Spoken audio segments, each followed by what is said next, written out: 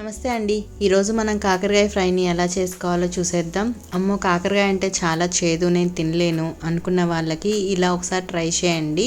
కాకరకాయలు చేదు లేకుండా ఫ్రై ఎలా చేసుకోవాలో నేను ఇప్పుడు చూపించేస్తున్నాను వీడియోలో.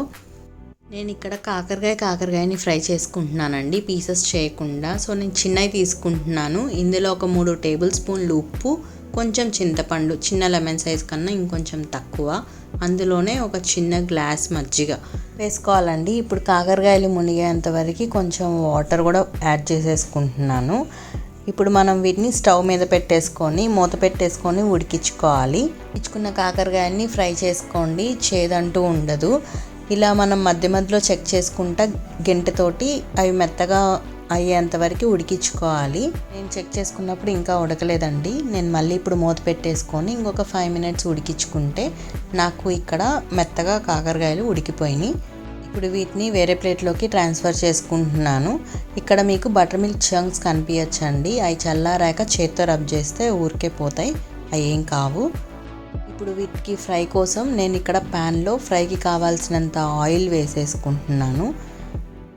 ఆయిల్ హీట్ అయ్యేలోపు నేను ఇక్కడ కాకరకాయల్ని కట్ చేసుకుంటున్నానండి. నేను పూర్తిగా కట్ చేసుకోవట్లేదు, లైట్గా ఘాట్లు పెడుతున్నాను, స్లిట్ చేస్తున్నాను. ఆయిల్ హీట్ అయ్యాక ఇప్పుడు ఉడకపెట్టుకున్న కాకరకాయల్ని ఫ్రై చేసేసుకోవాలి. ఒక 5 to 10 మినిట్స్ సాట్ చేసుకుంటా మీడియం ఫ్లేమ్లో పెట్టుకొని ఫ్రై చేసుకోవాలి.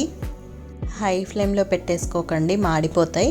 ఇలా మీడియం ఫ్లేమ్లో పెట్టుకొని మధ్య మధ్యలో సాట్ చేసుకుంటా ఫ్రై చేసుకోండి దగ్గరుండి. ఒక 5 మినిట్స్ అయిపోయాక మనకి కాకరకాయలు లైట్ బ్రౌన్ కలర్లోకి వచ్చేస్తాయండి. ఇలా ఫ్రై చేసుకున్న కాకరకాయలని మనం ఇప్పుడు వేరే ప్లేట్లోకి ట్రాన్స్ఫర్ చేసుకున్నాక ఇంకొన్ని కాకరకాయలు కూడా ఇదే పద్ధతిలో మనం ఫ్రై చేసుకోవాలి. వీటిని కూడా అదే ప్లేట్లోకి ట్రాన్స్ఫర్ చేసుకోవాలి. ఈ కాకరకాయ ఫ్రై ఒక 10 days కూడా నిలువ ఉంటుందండి, పాడైపోదు. నేను ఇప్పుడు అదే ఆయిల్లో ఒక 2 టేబుల్ స్పూన్ల తాలింపు దినుసులు వేసుకుంటున్నాను. ఒక 1 మినిట్ ఫ్రై అయ్యాక అలానే అందులో జీలకర్ర ఒక 2 టేబుల్ స్పూన్లు వేసుకొని ఒక 1 మినిట్ సాట్ చేసుకున్నాక కొంచెం కరివేపాకు వేసేసుకుంటున్నాను. కరివేపాకు చిటపటలాడాక ఒక 2 ఉల్లిపాయలు పొడుగా కట్ చేసుకొని వేసుకుంటున్నాను. ఉల్లిపాయలు కొంచెం సాట్ చేసుకోవాలండి. సాట్ చేసుకునేటప్పుడు కొంచెం ఉప్పు వేస్తే తొందరగా ఫ్రై అయిపోతాయి. సాల్ట్ వేసుకునేటప్పుడు కొంచెం చూసుకొని వేసుకోండి. కాకరకాయలు కూడా వేసాము, అలానే ఇందులో కారంలో కూడా మనం కొంచెం ఉప్పు వేస్తాం. సో ఒక 5 మినిట్స్ మనకి ఫ్రై అయితే ఇలా లైట్ బ్రౌన్ కలర్లోకి వచ్చేస్తాయండి. ఇప్పుడు మనం ఉడికించుకున్న కాకరకాయలని వేసేసుకోవాలి. ఒక 1 మినిట్ సాట్ చేసేసుకొని నేను ఇక్కడ కొబ్బరి కారం వేస్తున్నానండి. ఈ రెసిపీ షార్ట్స్లో అప్లోడ్ చేస్తానండి.